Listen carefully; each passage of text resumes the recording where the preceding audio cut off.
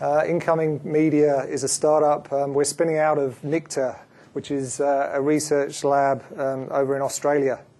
We're fixing mobile video using mathematics and also using HQME technology. So I'm very grateful to be here today to tell you a little bit about what we're doing and also show you some product powered by HQME technology. Right. Here's the problem. We've seen this a couple of times today, but I just want to talk about how big the problem is. This graph shows the forecast growth in the demand for global mobile data. We're currently here. So we're looking up this rather steep hockey stick. Massive increase in the demand for mobile data. This is the mobile data capacity crunch. Interestingly, about 50% of that mobile data, and it's going to increase to 60% soon, is mobile video. So this isn't the sort of mobile video that is from iPhone FaceTime application. It's not real-time video conferencing. Most of the problem is big static files of encoded video data being shifted around mobile networks. That's most of this problem.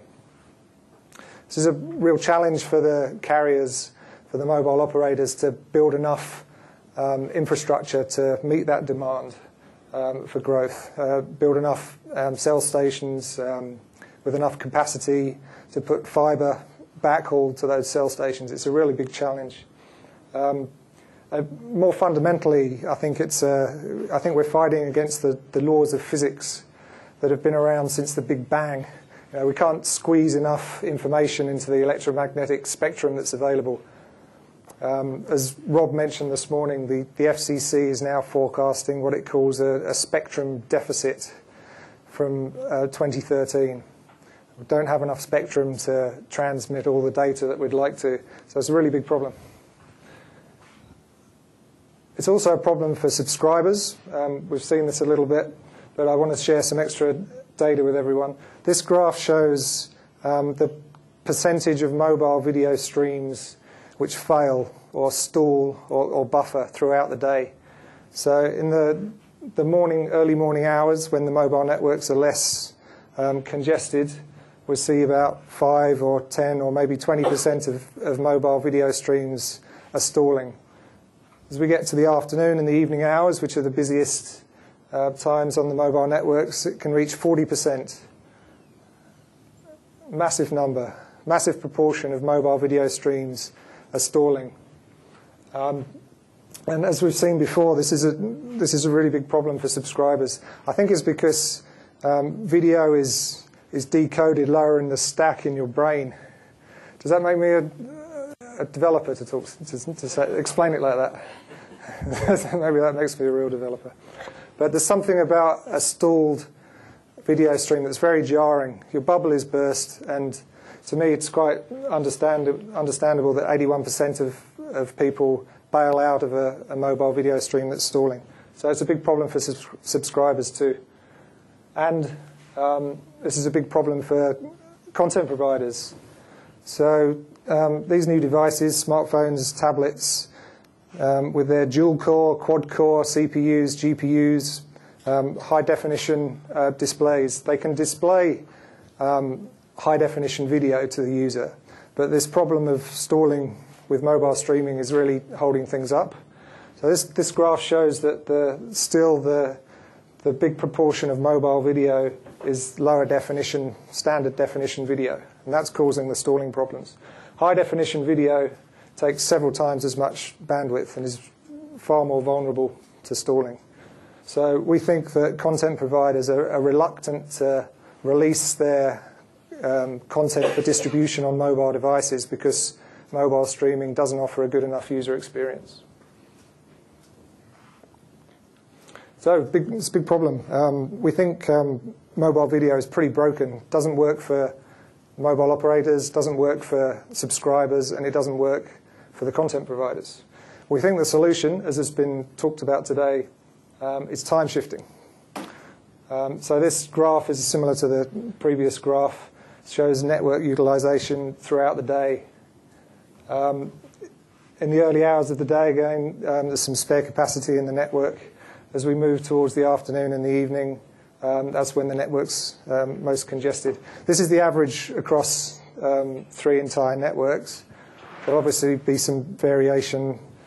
Different cells in different places have different profiles depending on where they are and what's going on in those cells. This is the average. But what we need to do is to take those big static files of encoded video data away from the peaks on this graph, away from the times and the places where the network is congested, and shift it into the times and the places where the network is uncongested. And that's exactly what incoming does. We predict the video that you're going to watch, and we prefetch it to the device ahead of time, so it's already there when you want to watch it. So by doing that prefetching, we're relieving some congestion on the network. If we're able to predict the videos that you're going to watch at times when we have Wi-Fi network availability, we can actually offload the data from the cellular network completely. So we offload it to Wi-Fi. That can be managed Wi-Fi offload to hotspots, or it could be opportunistic Wi-Fi offload to Starbucks or to your Wi-Fi at home. So the problem now becomes, how the hell can you predict the videos that you're going to watch later? Okay? Is that what it boils down to? So, meet Kurt Levine. Kurt Levine, he doesn't do the predictions, but he's helped us in our thinking of how to do this. Kurt Levine is the founder of modern social psychology. In 1936, I think it was, he wrote about behavior being a function of the person and the environment. This is his equation. It seems pretty obvious these days, but at the time it was revolutionary. Before Levine, behavior was explained purely in terms of what was known about the person. It was Levine that added the insight that you have to understand the context in which behavior is taking place, and that the context has a big impact on someone's behavior. So what does this mean when it comes to predicting mobile video consumption behavior? Well, we use machine learning algorithms to detect patterns in data that describe the person and in data that describes the environment. NICTA, the research lab from which this is coming from, employs many hundreds of mathematicians down in Australia working on complex stuff, including computer vision, optimization algorithms, big data, and they have deep experience in machine learning, and we're using that here. We detect patterns in your social graph and other data that we're getting from Facebook and Twitter and YouTube and Vimeo and LinkedIn and other places. And we learn which of your friends are most likely to inspire you to watch videos about certain things. And it turns out that Twitter knows a little bit about you as a person. It's defined in the people that you follow on Twitter and the conversations you have with them on Twitter about different things. YouTube knows a little bit about you as a person, knows your video preferences and subscriptions and what you watch.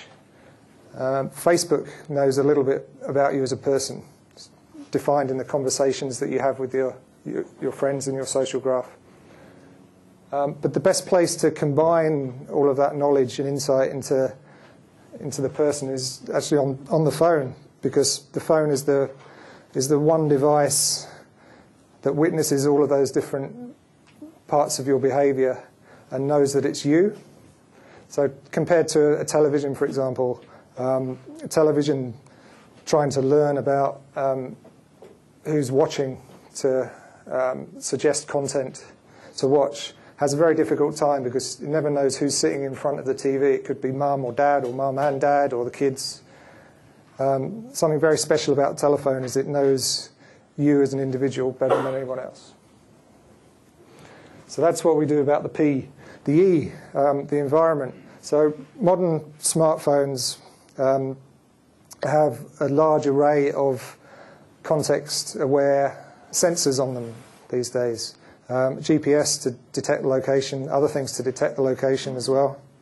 Accelerometer, gyroscope, light sensor, proximity sensor, microphones, sound sensors.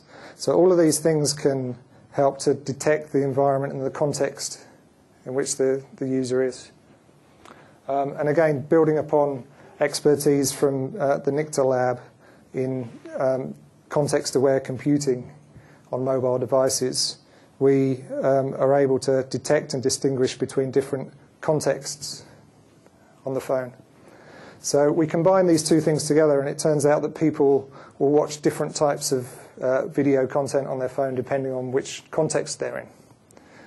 So what we're able to do is to predict the videos that you love to watch and the contexts and situations in which you love to watch them.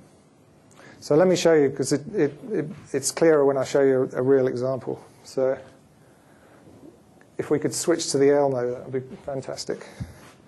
So this is a queue of videos that our machine learning algorithms think that I'm going to watch later.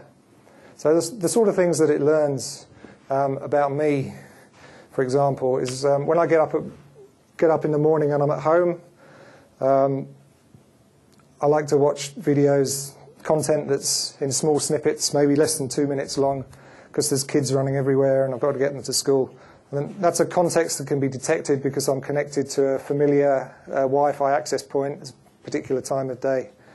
Later in the day when I'm at the train station, I enjoy longer bits of content. When I'm on the train, I can enjoy video content that's kind of more longer form, between 5 minutes and 20 minutes. I like to catch up on longer form videos, news from the day before, and I love those 1 minute, 2 minute product launch videos that everyone's producing these days. Love those on the train. When I get to the office, when I'm working on my own, that's another context that can be detected from the context-aware sensors on the phone, just like being on the train. When I'm at work on my own, I tend to watch content that has been talked about or recommended by industry influencers, people that I follow on Twitter. When I'm in meetings with other people at work, it's often me showing videos that I've seen previously, again, sharing them with other people. I go for a coffee or a beer after work. It's a different context, different type of content. On the train on the way home, movie trailers, rock climbing, surfing, photography, all those sorts of things. So there's some examples of the sort of things that our machine learning algorithms are learning. So we put all of these videos into my queue. So here's an example. This one's being recommended because I'm following that particular person on Twitter or Facebook. I saw just before I came up here, I saw this HQME Developer Day video, which I thought that's quite a good recommendation for right now. We give the user some options to control the queue. So there's a little top button there, so we can push that HQME video to the top. We can allow the user to delete something from their queue. So that helps the machine learning algorithms learn a little bit about me. When they're in the queue, we prefetch them. So obviously we're using the HQME SDK to do that prefetching of the videos. We add some additional mathematics, again, to try and predict the best times to do that prefetching of the video. So if I'm stopping off at Starbucks on the way home to get a coffee, and there's a Wi-Fi signal, we may not use that Wi-Fi signal if I know with surety that soon, in 10 minutes' time, I'm going to be at home and there's going to be a stronger Wi-Fi signal that's going to be better to get some content. Okay, I'm just trying to spot one downloading. So this one here, the science of sexual orientation, nurture versus nature. So that one is currently loading. We can see the progress bar going across there. When it completes loading, we'll get the HQME stamp on it. Can't see it very clearly. But that means that we can now watch that video knowing that it will be a high-quality experience because it's on the device. Here's another one loading here, Fall Inspiration. And here's the Android notifications keeping me posted. So there's a few options for the user to control it, but mostly people just leave it in their pocket and let the algorithms work, and we work down through the queue, prefetching the content that's being suggested. On the Best tab here, this is all of the content that's available to watch on the device, ordered by the things that are most recommended right now for the current situation.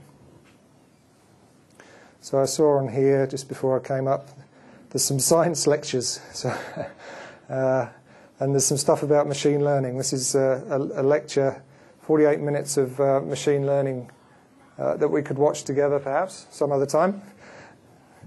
The new tab, some users prefer to have a measure of freshness in the videos that they can choose from. So the new tab, when we discover a new reason why something should be recommended to a user, it bubbles to the top of the new tab. Other users find it useful to have a history of all the things that they've watched previously. Some users will watch one video and they'll be the sort of person that says, okay, I've watched it, on to the next thing. Other users will be watching a video repeatedly. So here's one at the top that it seems everyone, or a lot of people in my social graph are talking about that one at the top. So let's watch one. I wonder if the HQME one has finished downloading yet. Let me see. So is all the history videos cached? Yep. Yeah. We could watch any of these now. We could all go into the Faraday cage if we fit and watch any of these videos. Here we go. Here it is.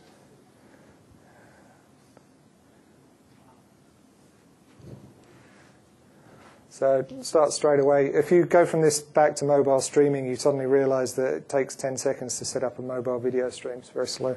We haven't got sound, but yeah, that's all right. What we can also do, because the whole video is there, is we can allow some scrubbing and different ways to explore the content. So I can fast forward and rewind by touch. Okay. Let's play another one. So what's oh, there's the sound.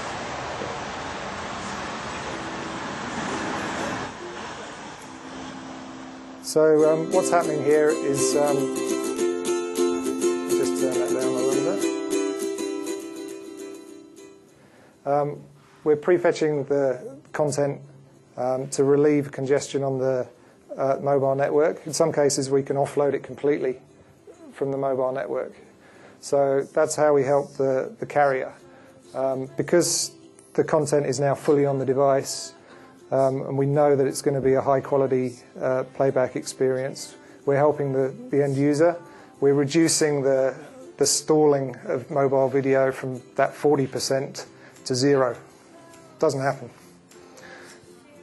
And we think that this is a much better user experience, something that the content providers will be more willing to distribute their content through compared to mobile streaming. Okay. If we could go back to the slides, that would be great. Thank you. All right. I've said that. So that's about it. That's probably about all I've got time to show you today. I'll be hanging around afterwards if you want to take a closer look and talk. We're keen to work with all members of the HQME ecosystem. If you're a developer or a content provider and you're thinking about how you can understand users and recommend the right content to be prefetched using HQME, let's talk. Obviously, we're keen to work with carriers to help them with their network congestion problems. Internet service providers who might be thinking about new products around mobile devices. And device manufacturers. We're keen to work with device manufacturers who are wanting to differentiate themselves with new, better mobile video experiences. And if you want this on your phone, please go to our website, incomingmedia.com. If you hit get on the beta list, and if you use the invite code HQME, we'll push you up to the top of the list and try and get you in as soon as we can. That's it.